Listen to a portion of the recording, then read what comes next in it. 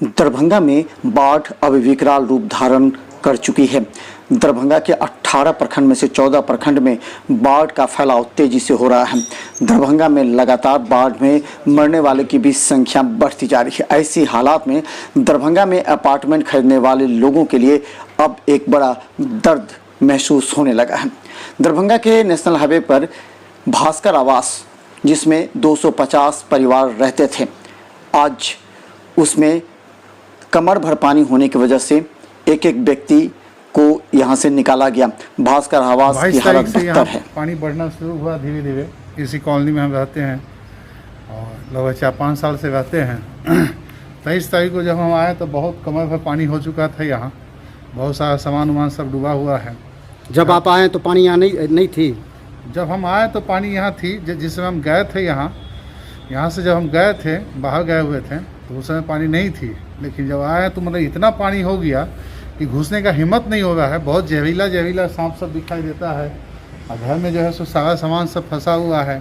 अभी भी देखने के लिए ही आया है कि कुछ पानी उन्हें घटा हुआ होगा, संभव हो तो सामान वामान को निकालें।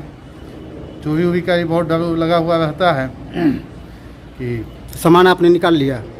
नहीं, सामान नहीं निकाल पाए ना, सामान यहाँ फंसा हुआ है। वो तो हम गए हुए थे बाहर, इसी बीच में बाढ़ आ गई है। बहुत पानी भर गया है इसमें, पलंग उलंग सब डूब गया हुआ है। अभी इस कॉलोनी का क्या पोजीशन है? अभी इस कॉलोनी में तब हमको लगता है कि महीनों जो है सो पानी रहेगा। जिस हिसाब से लग रहा है चारों तरफ से घिर गया हुआ है पूरा। आदमी जो है सो पानी स्थिर है या बढ़ रही है?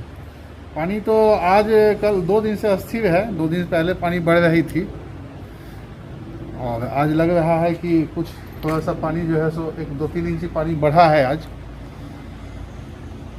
क्या नाम हुआ आपका? महादेव महथा।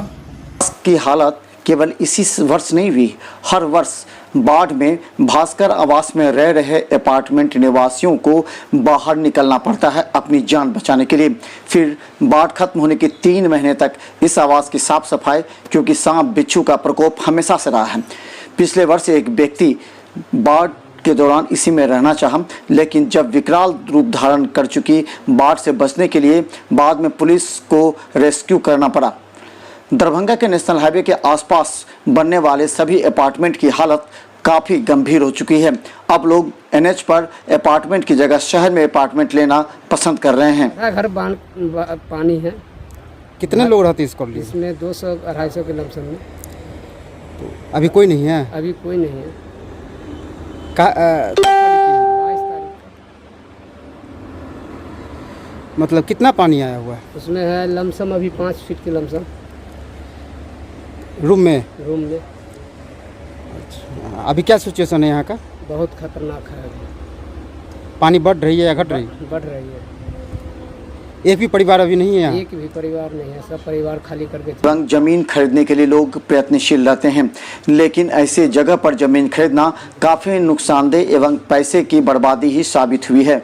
जैसे दरभंगा के शोभन और भरौल के तरफ लाखों रुपए के लोग जमीन खरीदकर बाद में बेचने के लिए लिए, लेकिन वहाँ भी हर वर्ष बाढ़ के विकराल रूप की वजह से उस जमीन की हालत साल में 6 महीना बेकारी होता है।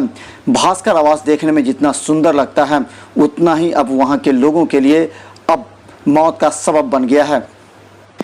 एक समय था जब दरभंगा के नेशनल हाईवे पर भास्कर आवास एवं आसपास बने अन्य अपार्टमेंटों की हालत देख लंबे कतारों में ग्राहक खरीदने के लिए तैयार थे, लेकिन अब विगत 3 वर्षों से यहाँ की दुर्दशा देख लोग एनएच पर बन रहे अपार्टमेंट से अब भागने लगे हैं। अब लोगों का ये भी इच्छा है कि अब मुख्य शहर में पॉश इलाके में अगर अपार्टमेंट बने तो यहाँ के बेचकर अब शहर में ले सकें। देखते रहिए मिथिला मंच न्यूज का बाढ़ का हर अपडेट यूट्यूब में सब्सक्राइब कर।